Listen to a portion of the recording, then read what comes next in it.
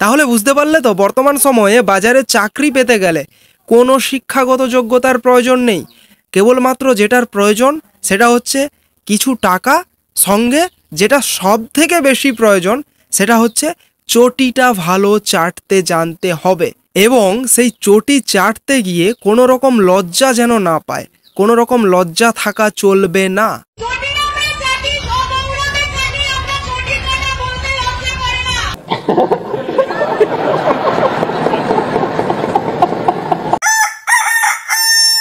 নমস্কার। নমস্কার। আমাদের রাজ্যের মাননীয় মুখ্যমন্ত্রী অর্থাৎ পশ্চিম বাংলার মাননীয় মুখ্যমন্ত্রী নন, উনি মূর্খমন্ত্রী। সে যাই হোক, তিনি চাকরিহারা শিক্ষকদেরকে নিয়ে বারংবার কি বলেছিলেন যেন ঠিক? হ্যাঁ, আমি তোমাদেরকে প্রতিশ্রুতি দিচ্ছি, তোমাদের কারো একটা চাকরি আমি যেতে দেব না। It is my commitment. আপনাদের ডিমান্ডগুলো আমি কথা বলে সহানুভূতির সাথে আমি স্টাডি করব। আমি বেঁচে থাকাকালীন যোগ্য প্রার্থীদের কারো চাকরি কেড়ে নিতে দেব না। It is my commitment. আমি আপনাদের প্রতিশ্রুতি দিচ্ছি। প্রতিশ্রুতি আবার কি? প্রতিশ্রুতি কথাটাই ভাওতা। প্রতিশ্রুতি মানেই প্রতারণা।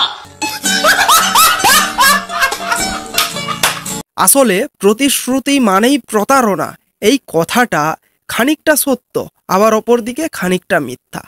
আসলে প্রতিশ্রুতি মানেই প্রতারণা এই কথাটা তাদের জন্য প্রযোজ্য যারা চটিটা ভালো চাটতে পারে না। অর্থাৎ যারা চটিটা ভালো চাটতে পারে তাদের জন্য কিন্তু প্রতিশ্রুতি মানেই প্রতিশ্রুতি, মানে তাদের ক্ষেত্রে প্রতিশ্রুতি মানে প্রতিশ্রুতি থাকবে, কথা দিয়েছি মানে কথা থাকবে, অর্থাৎ তাদের চাকরিটা থাকবে। কিন্তু যারা চটিটা ভালো চাটতে পারে না তাদের ক্ষেত্রে প্রতিশ্রুতি মানেই প্রতারণা।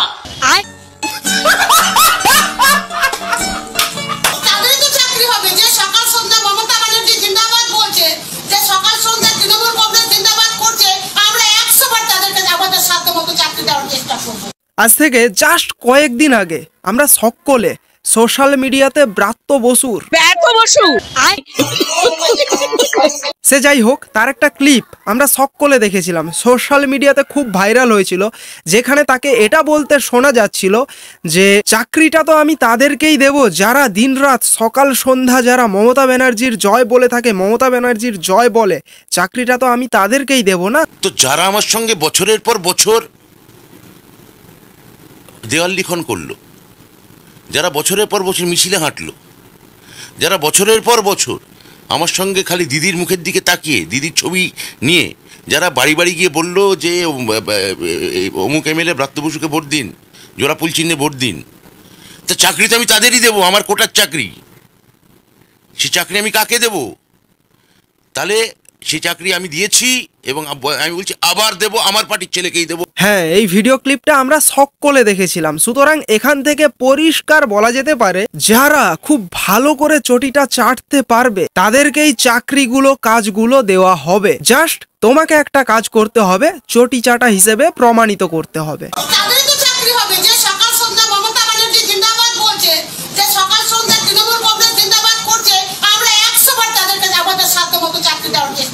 তাহলে বুঝতে পারলে তো, বর্তমান সময়ে বাজারে চাকরি পেতে গেলে কোনো শিক্ষাগত যোগ্যতার প্রয়োজন নেই। কেবলমাত্র যেটার প্রয়োজন সেটা হচ্ছে কিছু টাকা, সঙ্গে যেটা সব থেকে বেশি প্রয়োজন সেটা হচ্ছে চটিটা ভালো চাটতে জানতে হবে। এবং সেই চটি চাটতে গিয়ে কোনো রকম লজ্জা যেন না পায়, কোনো রকম লজ্জা থাকা চলবে না।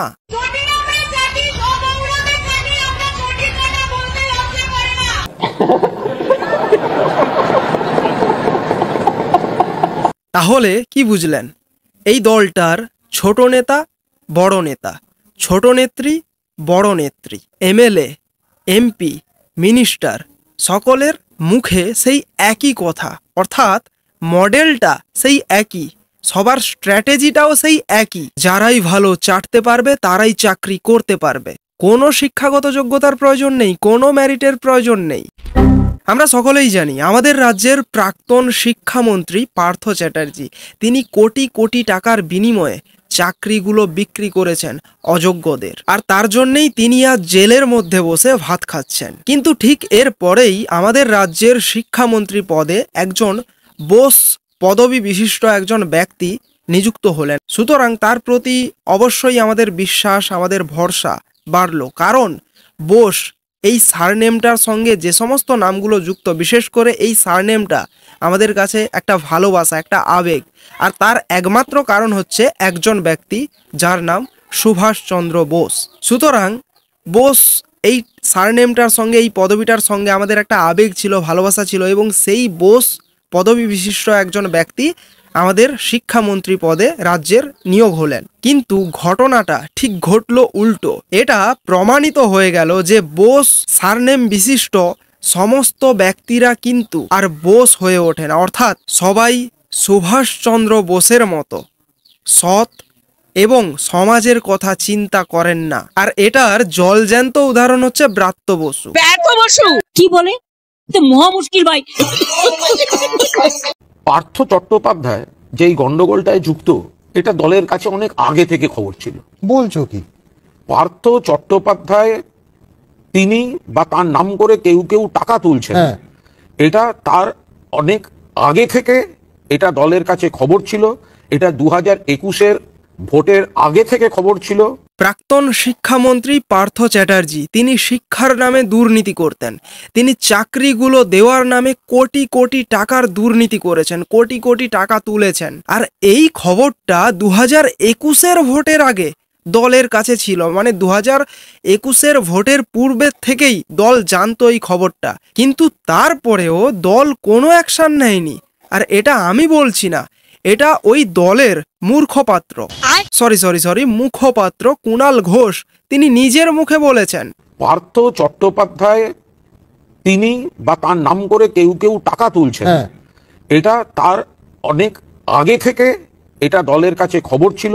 এই ঘটনাগুলো দল তাহলে বাড়তে দিল কেন? তাহলে ভাবুন, 2021-এর ভোটের আগের থেকেই যদি দলের কাছে এই সমস্ত খবরগুলো ছিল, তাহলে দল যদি ওই সময়ে সঠিক অ্যাকশনটা নিত, তাহলে আজ 26,000 চাকরি প্রার্থীকে এইভাবে রাস্তায় বসে থাকতে হতো না, পথে বসে থাকতে হতো না, পুলিশের মার খেতে হতো না, তাদেরকে এই করুণ অবস্থার মধ্যে থাকতে হতো না। শুধুই কি তারা, যারা বর্তমান সময়ে শিক্ষার সঙ্গে জড়িত রয়েছে, যারা এটা স্বপ্ন দেখছে যে আমিও একজন শিক্ষক হব ভবিষ্যতে, তাদের ভবিষ্যৎটাও এইভাবে অনিশ্চিত হতো না। ভাই, বর্তমান সময়ে তোমরা যেখানেই যাও, যেখানে গিয়ে যাদেরকেই কোশ্চেন করো না কেন, প্রশ্ন করো না কেন, এই প্রশ্নটা যদি করো, 100 জনকে যদি করো যে বর্তমান সময়ে চাকরিটা কিভাবে হয়, তাহলে 100 জনের মধ্যে 99 জন এটাই উত্তর দেবে, টাকা থাকলেই চাকরি হবে। সুতরাং বর্তমান সময়ে মেরিটের, শিক্ষাগত যোগ্যতার কোনো প্রয়োজন নেই। আর এই সিচুয়েশনটা কারা ক্রিয়েট করেছে অবশ্যই আপনারা খুব ভালো করে বুঝতে পারছেন। আমি তোমার আর একটা কথা বলছি, হ্যাঁ।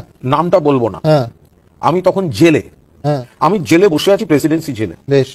এক অফিসার হ্যাঁ, আর একজন মানে অর্ডারকে নিয়ে এলেন। তো অর্ডারকে নিয়ে এলেন কি না, শিক্ষকের চাকরি হচ্ছে, হ্যাঁ, কোনালো একটা হেল্প করে দিতে হবে। তৃণমূলের এক নামকরা নেতা 7.5 লক্ষ টাকা চেয়েছেন, আমি 5 লাখ জোগাড় করতে পেরেছি আমার আত্মীয়। আপনি যদি একটা চিরকুট লিখে দেন, তাহলে যদি বাকিটা মকুব করে দেয়, মানে ঘুষের যদি ডিসকাউন্ট হয়, ঘুষের যদি ডিসকাউন্ট হয়, কারণ আমি কোনোভাবে আর টাকাটা জোগাড় করতে পারছি না। এবার এই সব, তার মানে সেই লোক এখনো গরাদের বাইরে আছে। পার্থ গরাদের চট্টোপাধ্যায় বাইরে- নন। তিনি পার্থ চট্টোপাধ্যায় নন, তিনি মহা দাপটের সঙ্গে ঘুরে বেড়াচ্ছেন এবং প্রবল প্রতাপে ঘুরে বেড়াচ্ছেন এবং মন্ত্রিসভার মধ্যে রয়েছেন, মন্ত্রিসভার সদস্য। মন্ত্রিসভার সদস্য। কেউ না কেউ তো অন্যায় করেছে, কেউ না কেউ অন্যায় করেছে, চাকরি পেয়েছে। কিন্তু বাকিদের একটা ভয়ঙ্কর কষ্টের মধ্যে পড়ে গেছে। একদম। আমার কোথাও মনে হচ্ছে বিরোধীরা জট পাকিয়েছে, অমুক হয়েছে তমুক হয়েছে, সব ঠিক, কিন্তু চুরি ডাকাতি যখন এখান থেকে হয়ে লন্ডভন্ডটা হয়েছে, আমাদের কোনো কোনো ব্যক্তি, তারা প্রশাসনে থাকুন বা কোনো কোনো ডিপার্টমেন্টে থাকুন, এসএসসি হোক বা এসএসসির অভিভাবকরা হোক, তারা যদি একটু সদিচ্ছা দেখিয়ে এই ছেলে মেয়েগুলির সঙ্গে বসতেন, আজ এই প্রবলেম সলভ হয়ে যেত। এখনো রাজ্যের মন্ত্রী, সম্ভবত 16 সালটা, হ্যাঁ, এখনো তিনি রাজ্যের মন্ত্রী, হ্যাঁ। এবং 2021 সালের হ্যাঁ। আগে আমাদের দলের কাছে স্পষ্ট খবর ছিল এই পার্থ চট্টোপাধ্যায় বিপুল টাকা তুলছেন, এবং কোন কোন লোকের মাধ্যমে তুলছেন, কোন জেলায় তুলছেন, এই খবর পর্যন্ত কিন্তু ছিল। কিন্তু এর কোনো প্রশাসনিক বা অন্য কোনো ব্যবস্থা হয়নি। যারা যোগ্য প্রকৃত যোগ্য শিক্ষক তাদেরকে উনি বঞ্চিত করেছেন। কোর্টে গেছেন, হাইকোর্টে, সুপ্রিম কোর্টে, কাদের জন্য গেছেন? এই যোগ্যদের চাকরি বাঁচাতে গেছেন না, ভুল করবেন না। উনি গেছেন ওই টেন্টেড তাদের নেতা মন্ত্রীরা যাদের থেকে টাকা খেয়ে তাদের চাকরি দিয়েছে সেই চাকরিগুলো বাঁচানোর জন্য আজ ঘরে বসে তাদের ভাতা দিয়ে যাচ্ছেন। এ কোন রাজ্যে আমরা বাস করছি বলতে পারেন? এ তো গেল চাকরি হারাদের কথা। এইবার আমরা একটু কথা বলে নেব যারা আমাদের রাজ্যে চাকরি করছেন তাদেরকে নিয়ে। মূলত তাদেরকে নিয়ে নয়, তাদের যে প্রাপ্য ডিএ সেই ডিএ কে নিয়ে। আমরা সকলেই জানি আমাদের রাজ্যের যারা চাকরি করছেন তাদের 25% ডিএ বাকি রয়েছে, বকেয়া রয়েছে। তো সেটা নিয়ে সুপ্রিম কোর্ট রায় দিয়েছিল তাদের 25% ডিএ যাতে দিয়ে দেওয়া হয়। চাকরিজীবীরা যখন সরকারের কাছে ডিএটা চাইতে যায় তখন তাদেরকে এটা শুনতে হয়, ঘেউ ঘেউ করবেন না। ঘেউ ঘেউ কারা করে এটা অবশ্যই আপনারা খুব ভালো করে জানেন। যাই হোক, সেটা আলাদা ব্যাপার। তো সুপ্রিম কোর্ট ডিএ রাজ্য সরকারকে মেটাতে বলায় তখন রাজ্য সরকারের মন্ত্রীরা, নেতা নেত্রীরা তারা কি বলছেন একটু শুনুন। যারা অনেক পায় তাদের বেশি পাইয়ে দেওয়া এটা আমার কাছে পাপ মনে হয়। আমি বলেছি না পোষায় ছেড়ে দিন না। সেন্ট্রাল গভর্নমেন্ট যখন অনেক টাকা দিচ্ছে আপনি ওখানে গিয়ে জয়েন করুন। আমি কোনো মাল্টিন্যাশনালের ক্লাব নই, আমি মাল্টিন্যাশনালের কোনো বাবু নই, এক্সিকিউটিভ নই। আমি মানুষের ট্যাক্সের টাকা দিয়ে আমার মাইনে হয়, আমি মানুষের সেবা করি। এ বিষয়ে আমি কিছুই বলবো না। আপনাদের যদি কিছু বলার থাকে অবশ্যই কমেন্ট করে জানাবেন প্লিজ। আমি জাস্ট একটা কথাই বলবো, ট্যাক্সের টাকা থেকে, জনগণের ট্যাক্সের টাকা থেকে দুর্গাপুজো ক্লাবগুলোকে 80-90 হাজার টাকা দেওয়া যেতে পারে। কন্যাশ্রীর টাকা বাড়ানো যেতে পারে। ভোট প্রত্যেকবার যত কাছে আসবে ততবারই লক্ষ্মী ভাণ্ডারের টাকা হু করে বাড়ানো যেতে পারে।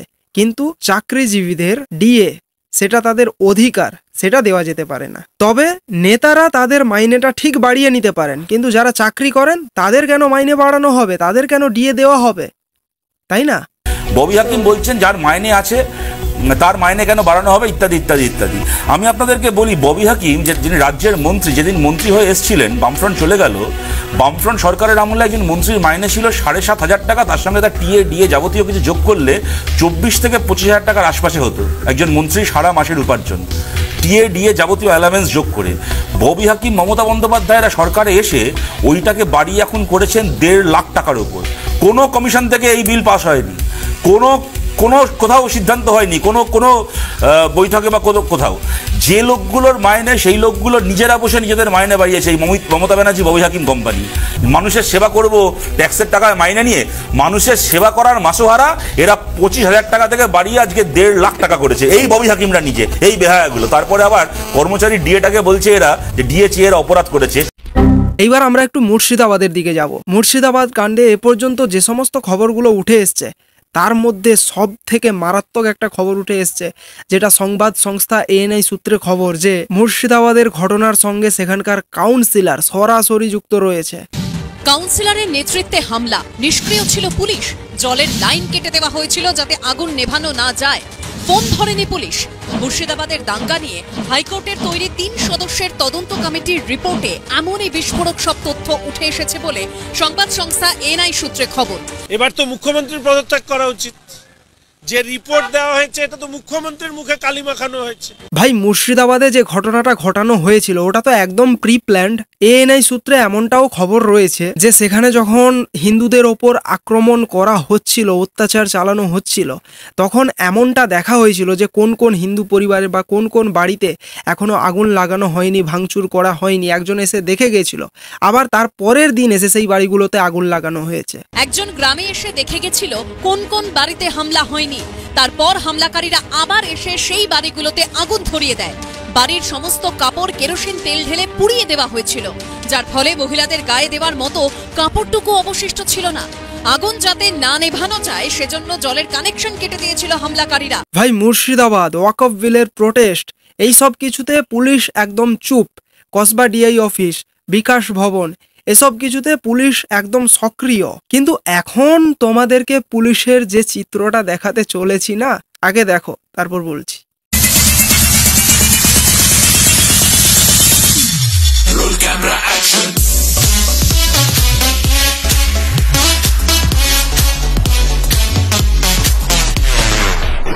এই হচ্ছে আমার ওয়েস্ট বেঙ্গল পুলিশ। সবাই নয়, অনেকেই ভালো রয়েছে, সেটা আমিও জানি, কিন্তু পুলিশ এখানে নেত্রীর ছাতা ধরছে, নেত্রী যাচ্ছে তার পেছনে ছাতা ধরে হাঁটছে। এটাই কি পুলিশের ডিউটি? এর জন্যই কি আমাদের ট্যাক্সের টাকা থেকে ওদেরকে মাইনে দেওয়া হয়? শিলিগুড়ি বলুন, দার্জিলিং বলুন, কালিম্পং বলুন, জলপাইগুড়ি বলুন, ওদিকে উত্তর দিনাজপুর বলুন, দক্ষিণ দিনাজপুর বলুন, কুচবিহার বলুন, 4-5টা দেশের বর্ডার আছে। সুতরাং আপনাদের জায়গাগুলো আরো বেশি সেন্সিটিভ। ইসলামপুর আর চোপড়া বর্ডার দিয়ে কোনো লোক ঢুকছে না তো, অনেকটা খালি আছে, ওখানে কি কোন রকম সিস্টেম কাজ করছে? পশ্চিমবঙ্গে 540 কিলোমিটার এলাকায় বেড়া নেই, জমি দেয়নি মমতা ব্যানার্জি।